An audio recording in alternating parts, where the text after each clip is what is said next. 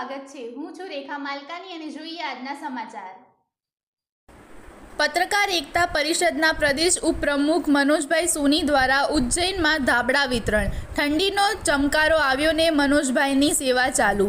પત્રકાર એકતા પરિષદ જેના માટે કાયમ ગૌરવ લે છે એવા 3-4 વિરલાઓમાં પત્રકાર એકતા પરિષદના પ્રદેશ ઉપાધ્યક્ષ મનોજભાઈ સોની ઉજ્જૈન પહોંચ્યા, જ્યાં ઠંડીનો પ્રારંભ થઈ ચૂક્યો હોવાથી ઢૂસા લાવી રોડ પર બેઠેલા ગરીબ ભિક્ષુકો સંતોને ઢૂસા ઓઢાડવાનું કાર્ય એકલા હાથે કર્યું છે।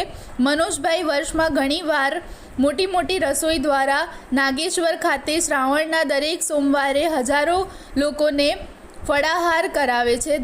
દ્વારકા પદયાત્રા સમયે રસ્તા પર લાગેલા તમામ સેવા કેમ્પમાં દયા પહોંચતી કરે છે। પાણીની બોટલો, દૂધની થેલીઓ, દુખાવાના સ્પ્રેનું પણ વિતરણ કરતાં માલિશ કરવા પણ કામે લાગી જશે।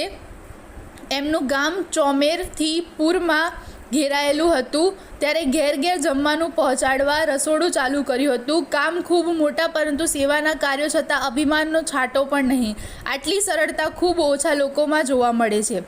મનોજભાઈ સોનીની આ સેવાને પત્રકાર એકતા પરિષદ બિરદાવી ખૂબ શુભેચ્છાઓ પાઠવે છે।